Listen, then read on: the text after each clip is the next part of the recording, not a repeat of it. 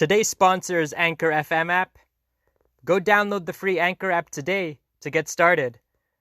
You can find it at your Play Store or App Store. It's everything you need to make a podcast, and it distributes everything for you so it can be heard on multiple platforms such as Spotify, Apple, Google Podcasts, and many more. This is what I'm currently using right now to edit and record my podcast, and you can do so from your phone or computer. And the tools are really easy to use to help document the Big Cat Lounge journey. So what are you waiting for? Go today and download it.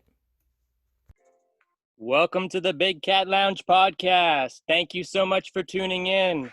I'm KZ and I'm here with Big Cat Chad. Today's guest is an epic traveler. He's multilingual, a talented musician, master of event organizer, top Taiwanese American professional leader, always emphasizing the presentation of Taiwanese American identity. Tom's coming from the District of Columbia. We welcome Tom Chen to the Big Cat Lounge podcast. What's up, Big Cat? Thank you. Appreciate it, Kyle. I feel really welcome. Doing pretty good. I was just telling Kyle earlier, I just drove over to Denver for a week to visit some family and friends. And I drove from DC. So I'm going to stay here for the week and working remotely meanwhile. So today's been a pretty busy day, but good. A little tired though, so. I bet, man. Bro, I love Denver, man. I've only been there once. Yeah, actually the first time I went to Denver was with Kyle. Really? Yeah, it was probably about 7 years ago. Yep. Yeah, we went there just for a weekend, Kyle and a few other friends. Oh, very nice. How was it? It was great. We went there, I think it was during it was in April, I believe, for Cannabis Festival. Oh, nice. I'm not sure Cannabis Festival was still new back then. I think it was like relatively new. So I went there for a weekend and then did some hiking in Boulder and just hung out. Yeah, we went to a planetarium, and at the planetarium, man, it was cool sights, but after a certain period of time, we just knocked out and really became, immersed in space. No, that was probably the highlight of the trip. It was hilarious looking back, but it was so relaxing to be in that planetarium. We all fell asleep. I don't even know how long we were in there. Man, I visited downtown Denver. That was cool. Then I chilled in Lodo a little bit. And then we went to the Rocky Mountain National Park, and then we went to Pikes Peak, so it was kind of cool. Yeah, I've heard good things about Pikes Peak, especially when it's not too crowded. You can just drive all the way up to almost the summit. Yeah, it says at the bottom, it's got a sign that says you must have a half a tank of gas, and I think it says 2 hours to do the trip or something like that. Yeah, and you go up pretty high to 14,000 feet or something like that, and it gets really cold up there as well, even when it's hot. Well, I don't know about Pikes Peak, but I know Rocky Mountain National Forest, Pikes Peak probably does too, but that Rocky Mountain National Forest, they say it can get snow 365 days a week. Yep. Actually, I think it does get snow 365 days a week. Because they had a cool gift shop, and it was 30 minutes to get up there, but apparently people from all over the world come to work there during the summer. And there was some kid from a high school right beside us that was working there. It was kind of cool. And then I'll never forget it rained, and I guess it never rains there. And the people just started running around in it and acting crazy. And I mean, it rained a lot. The floodwaters were running down the mountain, the roads and stuff. It flashed. They were out there running around in it they'd never seen rain. Then I remember that one lady. I said, "How cold?" At the bottom of the Rocky Mountain National Forest, I was like, "How cold does it get here?" She said, "It gets so cold it hurts your bones." I was like, "Forget that." So, are you originally from America? Originally from Taiwan, or? Originally from Alabama, so I grew up in Mobile and Birmingham, Alabama. But my family is from Taiwan originally. So nice. What kind of background do they have? They are engineer, computer programmer, Nice. background. But now that was when they first moved here. But Nice. both of them are kind of doing other things now. But Yeah. originally, they immigrated here for school. So went to grad school and undergrad school. I heard something yesterday that said that the Taiwanese were the richest culture in America, or the richest people in America. I believe that. We've been Absolutely. blessed to be prosperous in America. Like half the Taiwanese Americans, they live in California. So when you say Okay. Okay. the richest, I mean, California is a pretty expensive place to live. So Yeah. obviously, the big city, LA, and Bay Area. So most of the immigration that happened in Taiwan happened like in the 70s and 80s. So Okay.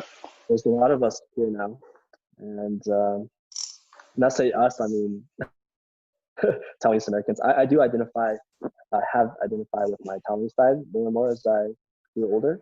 But now more so since I am more connected with the community since I've been in Hmm. the past 10 years. So What is there a lot of business and financial opportunity in Taiwan or something? Like, do you know why the Taiwan is the Taiwanese are the richest race in America? I don't believe that the connection, like Taiwan as a country, like how well they're doing, uh, and how well Taiwanese are doing in America are connected. I would say the way like culture and like values are, that might be the reason why, because we're known to be, hardworking, Hmm. passionate, and I guess can manage our finances pretty well. But I wouldn't say, how well Taiwan is doing is connected to how well, Taiwanese Americans are doing here. Because like for Okay. me, I wasn't really connected on my Taiwanese side growing up. So I Okay.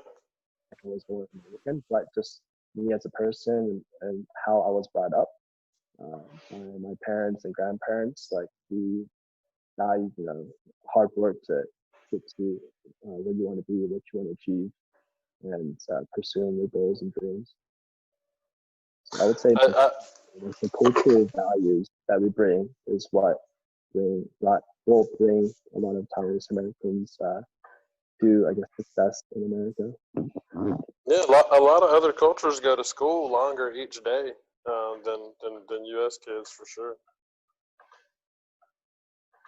Yeah, they do, and they have like cram schools as well. So it's like school. It's like a second school you go to after your regular school. So how'd you get into music? How did I get into music? Hmm. Probably just like just like everyone else. We started listening to music growing up and had some influences. But I mean, I just played piano growing up, and Okay. So did my mom. yeah, initially, like whenever I went to college, I thought I wanted to pursue some type of career in the Hmm. music industry, in terms of like talent acquisition or like event planning or event organizing. Um, but that kind of went away after I started pursuing. So actually, I studied finance and accounting. Oh, Um, nice. I switched to that major midway through college and stuck with that after I graduated. Oh, I You, think I'm losing you guys. I think I'm losing you guys yeah, the here. signal's kind of weak. I don't know what's going on, man. We may have to find something else down the road because I mean, India, they blocked 50 apps from China just recently. I'm surprised Zoom wasn't on there. Oh. Did they block TikTok? TikTok's gone, yeah, man. So it's tough. A lot of these Indian superstars out here, teenagers, were Oh, doing making work that on money? TikTok because TikTok is one of those it was underperforming for a while and underrated, but now Yeah. it's up there, man. But like Well, you to get paid, they have to get a sponsor basically on there.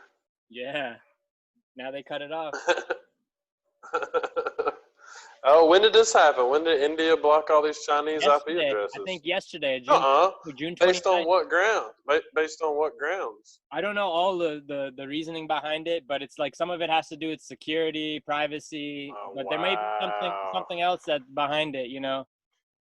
Never know, because you know the whole Huawei thing. They're always fighting too, right? I mean, it's one of those Oh yeah, we've neighboring been doing that for countries. hundreds of years, man. That's not gonna change. Nah, they ain't Well, never gonna Mr. change. Chen over here, he knows some stuff about investments. We go way Oh, back. cool. Let's talk to him about that then, We man. did some investments. Him and I, we did. So for Virginia Tech, I had the Society of Individual Investors, and at Really? Purdue, Tom was launching. He had his own organization too there, and so we were having competitions and a contest, and yeah, it was interesting times. So yeah, Tom has some good knowledge and some good background in investing. Did anybody pitch crypto to y'all way back then? Nah. Y'all turn it down?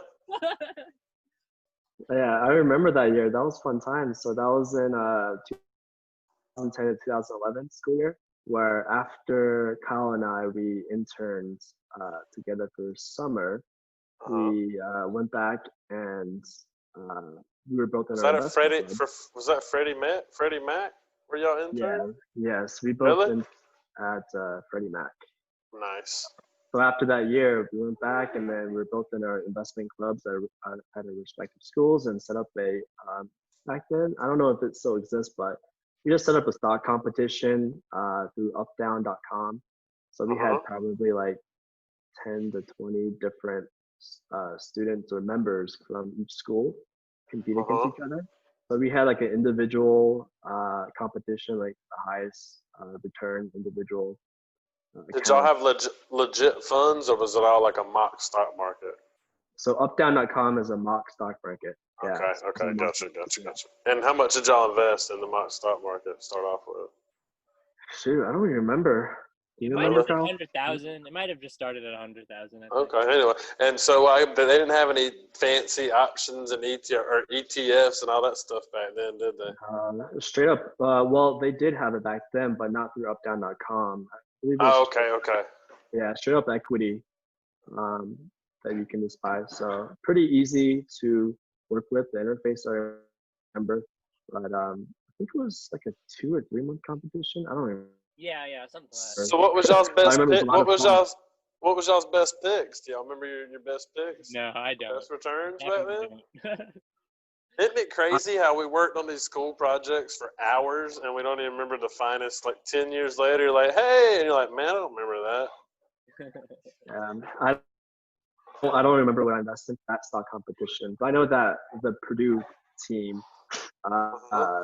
did pretty well. So, really? How about that Virginia Tech squad? Weird time. I was just saying, it was the purpose was, to have fun, but also a learning opportunity for new investors. So people that were learning it in school, but also, get exposed to actually trading. You must have been using that Credit Suisse mentality, Kyle. the old lose money.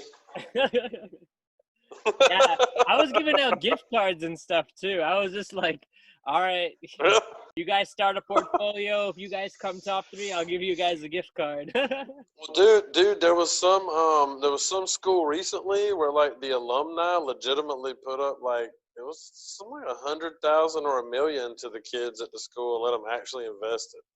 Yeah, they have that. A lot of the schools they do. They have endowment funds where you can, manage some of their funds, and you break it down into equities or bonds.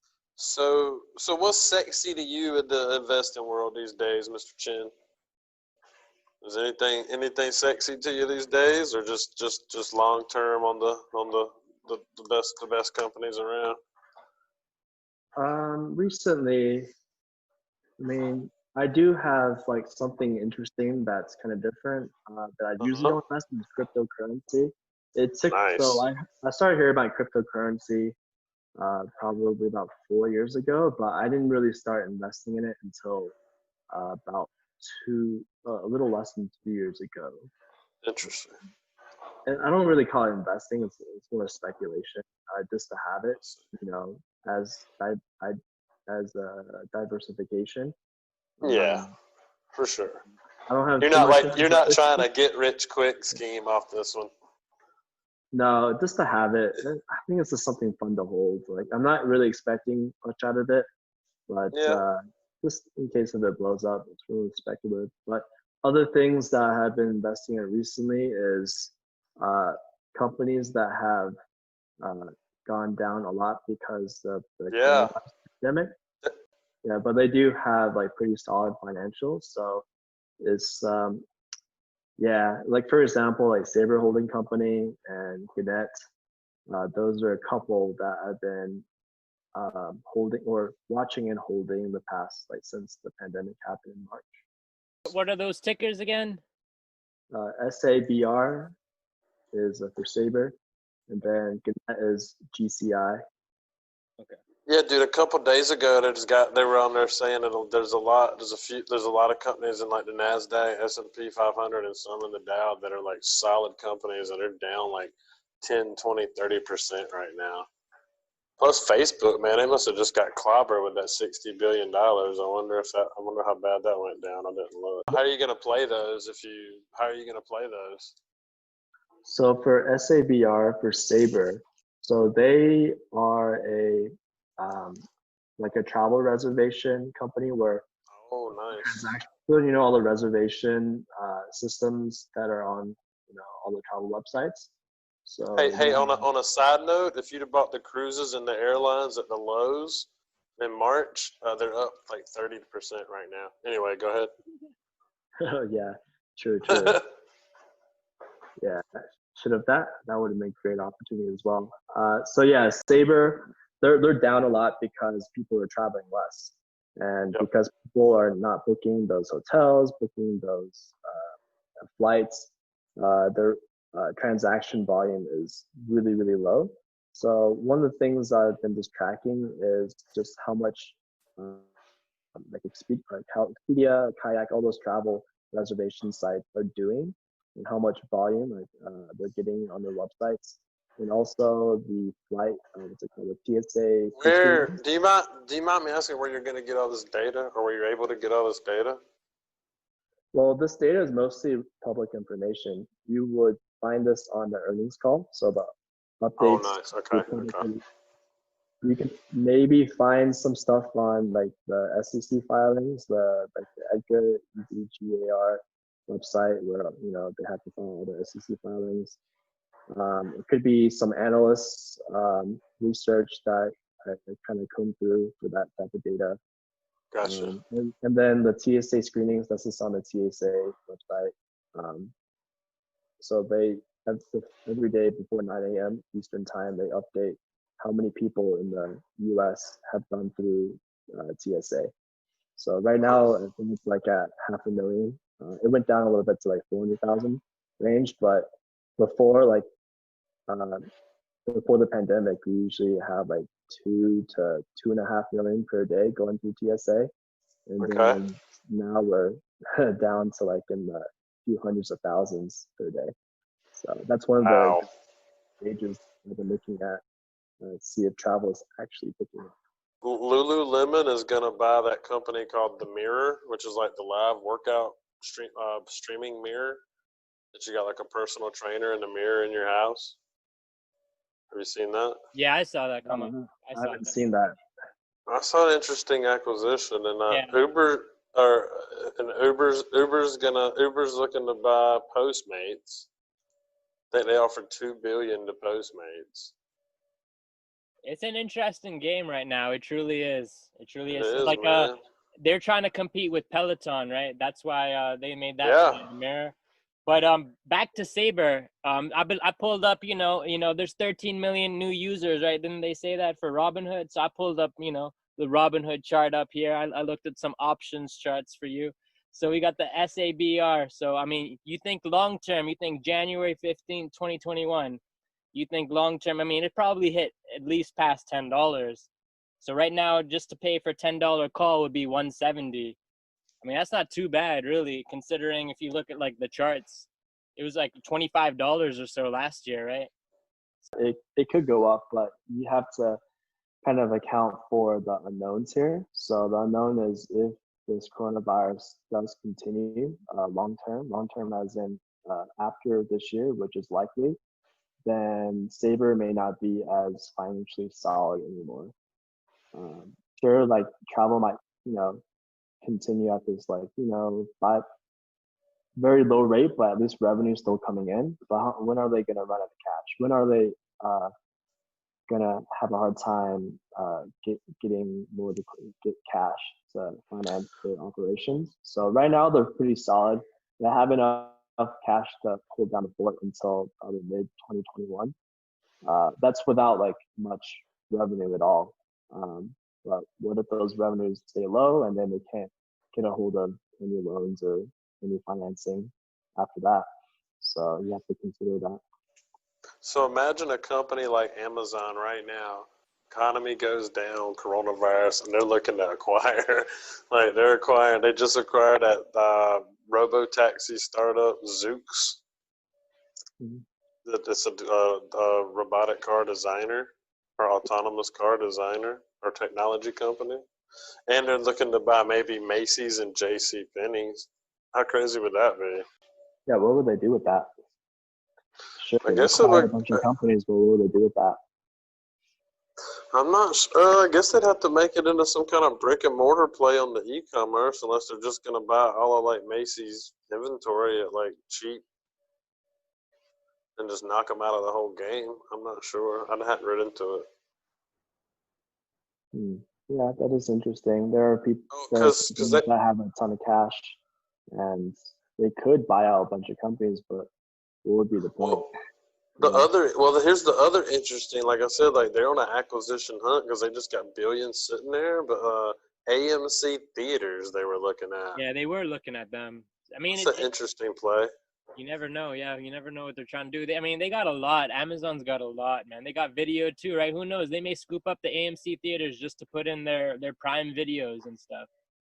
That's what I'm saying. And yeah. And look, man, all the content's not going to the TV networks anymore. Prime yeah, Video. what if they scooped up the AMC theaters, right? And then, like you said, you got your phone, you come into the theater, yeah, you walk through, you get whatever items you want, and then you can go and watch whatever Prime Video, whatever thing you got. Yeah. Yeah, man. I mean, just think about that. So they'll own all the content, and they clearly have enough money to buy other players. Because eventually, don't some of this stuff have to merge up in the entertainment industry? Can 50 different companies have an app? I mean, maybe. But it's like, look how much segmented this game is right now. But I don't think the good content's going to cable TV anymore. I think Amazon Prime, Netflix. Where are you catching your content right now, Tom? What you doing to consume information? Consume information in terms of news or in terms of no, like video streaming, I guess, like entertainment streaming at the house. I do have cable TV. I mostly watch like MSN, NBC, through cable TV. I get, I guess, most of my content through just various media, like online media outlets. Well, like, are you Netflix, Hulu, Amazon Prime? All of the above. All of the above. Netflix probably, but I did watch Hulu for a little bit last month, but I didn't really like much of their. Hulu's trash, man. I used to like it back then. It was when it was free back then. That's true. There's not really any shows right now. Nah, dude, Amazon Prime is legit holding all the content and Netflix. And then now you've got it segmented with NBC's got their own app and CBS has their own app. And then I could go down the list of all the different cable networks. And it's like they have a bunch of cable networks, good show, like AMC. They've got like Better Call Saul. Or like FX got lucky, like all their success was based around Sunny in Philadelphia. What would FX have had if they didn't get It's Always Sunny in Philadelphia? What are you looking for? Because they say they expect a lot of volatility for 2020. You just gonna kind of sit on the sidelines and wait to see what your top picks are gonna do? For now, yeah. So right now I'm holding probably like 10 different, 10 different positions, but I haven't really been that active. I've just been holding everything, just waiting it out. Yeah. Yeah. Is it up or down or even or? I would say it's down for the year because I did hold a lot of equity. I would say through March, like what's it called, like mid March, and then before like the downturn, I did sell off most of my positions, but I slowly got in with the companies that I thought were undervalued or oversold at least, but oversold and undervalued. So like Saber and was one of them. I think another one was like iHeart Media company. Yeah. And what else was I looking at? I was looking at MGM. So I Okay. was targeting MGM like between the $16 and $18 range. But I never really bid on it. I'm still watching it. I think it's around 17 right now. But I'm just worried that they're going to close down all the casinos again. They just opened up this month. But yeah, that's the thing. The policies in America, they're so illogical that I'm not sure if like these brick and mortar or places where you have to physically be in are gonna survive a second wave or survive, No. this. Well, this is going to be interesting because a CDC official just said today the U.S. has too much coronavirus to contain it. Yeah. Oh, yeah. So I guess we just need to release the herds and protect the nursing homes and protect the people with the comorbidities and the underlying conditions. Yeah, they said it's going to be like 100,000 per day or so. A day. But look, I know this lady that said her son got tested and all 7 of his friends had it and had no symptoms. Not one of them. Yeah, that's. But they all tested positive. Now, is that a false positive or what? Plus, like, well, I don't know. Yeah, because it's a self swab. You ever try to swab your nasal? No, that's gross. Like I wonder how easy that is or It's efficient. not. It's tough, man. But you got to do it. Like, you have to do it. No, I mean, but I'm saying, are they getting a good sample doing with the self swab? I think they have it down packed now. I really do. I think they got it. They probably do. They got it pretty good. Yeah. Like I said, they got the drive-through testing center 2 or 3 blocks away, man. How's it? How's it? Right there in the church. How's it in Denver right now, Tom? How's the activity on the streets? They got any quarantine? What's going on there? Is everything still boarded up from the protests? Everything's still boarded up in Raleigh. It's like a war zone in some parts. I just arrived on Sunday and have not gone out to any bars or restaurants and just taking around the area that we're staying at. So I don't know. And I don't plan to go out to any bars or restaurants. So I'm still kind of quarantined. Like I'm definitely not going to go to like crowded places for at least the rest of the year. When Denver, I think the most we're going to maybe go out on a hike at the park. So, and we're going camping as well in Wyoming after this. So, but it'll be just within our group, our small group. Now, where did you say you live? I live in DC. That's right. Yeah. Do you like it there? Yeah, I love it there. Nice. How long have you lived there? Yeah, it's a great place. Since 2011. Okay. So does that mean you met Kyle in DC? Yeah, met him in the DC area in 2010. Really? Yes, sir. So what's up with this event planning? We haven't really talked about that. Yeah. So in the DC area, been there for almost 10 years and started getting more involved with volunteering and community organizing, and organizations I got involved with is the Taiwanese American Professionals DC chapter. Oh, and nice. Yeah, so the DC chapter is part of a larger organization called Taiwanese American Citizens League. Huh. and they have 10 chapters across the U.S. Plus some summer camp programs on the West Coast. And the DC chapter, it's been around since 2000, unofficially since 2005. So what they do is they organize, I guess, community events and promote Taiwanese culture, and they Huh. do a kind of plethora of professional networking events, some cultural events, community service, and a little bit of civic engagement. Um, More recently, we've been more focused on civic engagement, uh, mainly on the census. That's this year.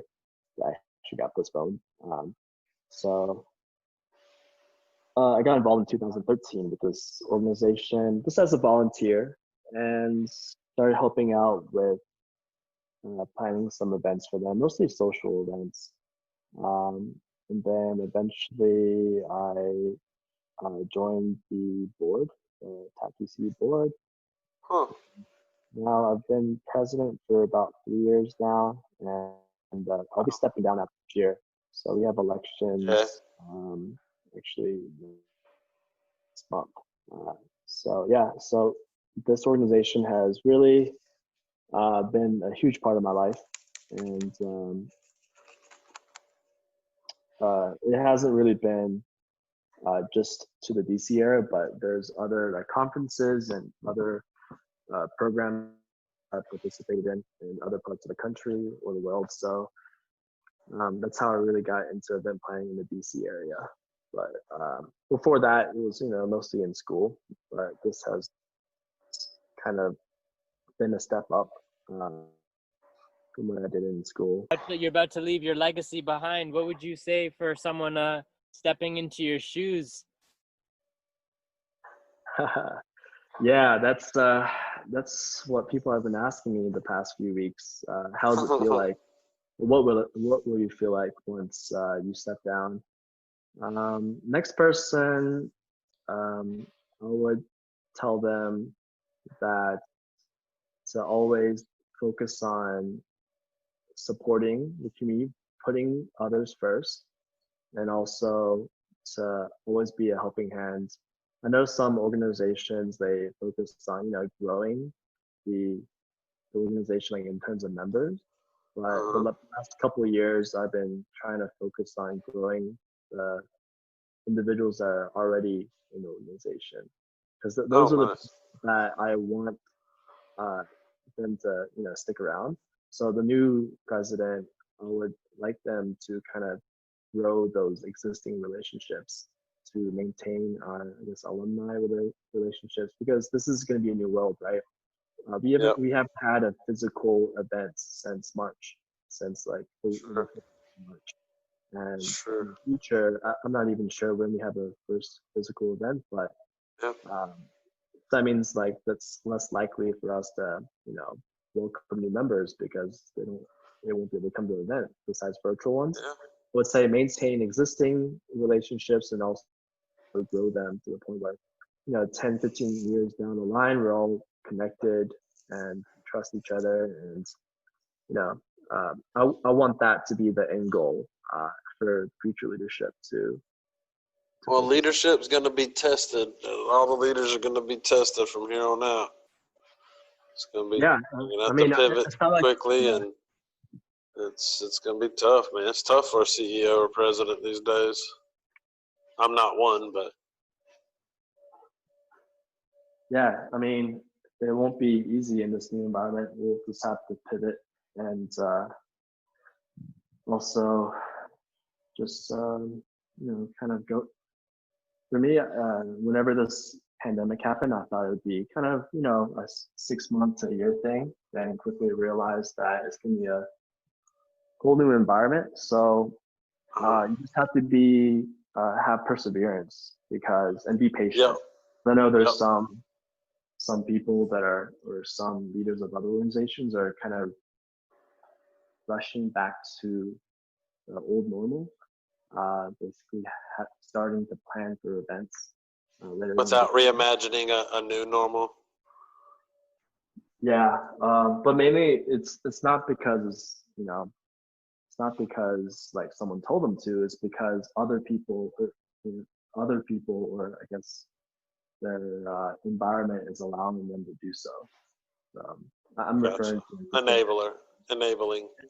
yeah, like the So, stay-at-home orders have been lifted, like in some states, in some cities as well. Yeah, to all those out there, this is difficult times, but if you can hang in there and then be safe, if you're a leader of an organization, make sure uh, that you keep your own people safe, and don't rush back to to the new normal, because this environment, like with the coronavirus and all, it's serious. So um, other things is, mm, to people that I know, uh, shout out to everyone who listens to the podcast. Um, yeah, I've been slowly telling people about this podcast ever since Kyle told me about it. oh, nice. Thank you, man. I'm not sure who else listens, but I listened to one other podcast. Okay. It was Garrett's episode. Okay. Oh, nice. Thanks, man. Yeah, Did thank you you. like it? Yeah, but it's interesting to hear other people's lives. Everyone's different. It is. So, yeah, It really and is, getting man. those new perspectives. So for me, it's like I guess for me, I'm trying to pivot in my life right now. So you talking to me today, um, like the today Tom might be way different like 2 years from now. So I've been Yeah. trying to keep fresh, even though I feel like some of my goals are a little bit lofty, but Yeah. yeah. How many people were you managing? How many people were you leading at your organization? Or It's are just a you? Or board. are you? Are Yeah, you? the board is just like 13 people, 14 people usually. It's usually less than 15, so between 10 to 15 board members.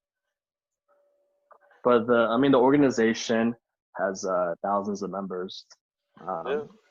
Yeah, we've been around for a little while, but yeah, it's been a great run. But I'll be sticking around. I'm gonna So, be the advisor. That come up there, huh? Yeah, that's what happens when you don't pay for a membership. Y'all should just go ahead and get the pro version. We may have to, but we may switch to something else. You never really know. I mean, this is good for now. It's pretty good. Pretty decent. Sometimes the quality ain't the best. It's all right in the U.S. Sometimes when we're doing internationally, it can be tough. It can be tough. Sometimes the quality isn't on point. Hmm. Yeah, that's why you should get the higher version. I use Zoom every day for work. It's usually fine for like the enterprise version. Oh yeah, okay, yeah. It's probably because we're on the trial version. I'm back. Yeah, we don't have no enterprise level solution. We don't have an end-to-end enterprise solution yet. I was just on like the biggest Zoom call ever. Oh yeah. Yeah, the company I work for Capital One, so Capital One just had a Zoom call of like 40,000 people. Are you serious? Yeah, they had to get special permission directly from the CEO of Zoom to host that call. Really? So was it screens or just audio feeds? It was one speaker video, which was our CEO, Okay. and it was it was like 40,000 people listening in. Of course, like there were some technical difficulties. Like I think it happened like 2 or 3 times, and like took a break. But this was an all day meeting. So Oh. two, Yeah. two or What three if you had? What if you times. had weak? What if your Wi-Fi won't work in that day? If the CEOs or CEO, whoever you said was hosting it. Yeah, that would have been really bad, but we planned for that. So they Oh, definitely, nice. yeah, they definitely planned for it. So that's why. What was your plan? What was the plan? Just to take an earlier break. So Oh, yeah, I mean they had Zoom support, so it's not like they were nice. helpless. But it was 30,000 streaming, so one speaker, and then each participant saw the video, saw him or her. Correct. Yeah, this is every single employee at Capital One. So Nice, it was bro. 40,000 plus. Dang. And what do you do for them? I'm a data engineer under critical reward program. Nice. Awesome. Well, you into big data? So what I do over there is work in the rewards program, so credit card rewards, and support the running of their, I guess, credit card rewards Okay. reward system. So right now I'm working on a project where. Do you know Jennifer Garner? No, I'm just kidding. Great, you had Yeah, I had a crush on her whenever she was in Oh playing yeah. Alias. I watched Yep. Alias. I've watched a few episodes. I need to go back and watch it. Yeah, might be on Hulu though. Well, I guess we can conclude the Big Cat Lounge tonight. Kyle, do you want to? Do you have anything else to add? You can do the outro here in just a second. Yeah, if everyone wants to find out more about Tom Chen, where can they look? They can find me on Instagram or on Facebook. So look me up, Tom Chen or Tommy Chen. That's my screen name for both Facebook and Instagram. Look, dude, I need to see you on Squawk Box one day as one of these epic billionaire investors that are like telling everybody what the deal is. Thank you so much for coming to the Big Cat Lounge. Yeah, man. Thanks for listening to our episode with Garrett, man. Yeah, thank you. Yeah. Appreciate that. Yeah, appreciate it. Yeah, I used to know that guy whenever Kyle introduced me. And Oh, nice. yeah, it's cool to hear his updates since that was like 6 years ago. So.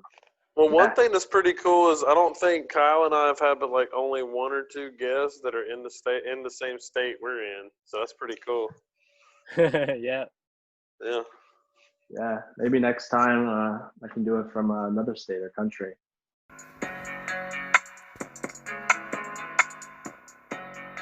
We are accepting applications if you think you have what it takes to be a big cat and be a guest on the show. Email us at bigcatlounge@gmail.com.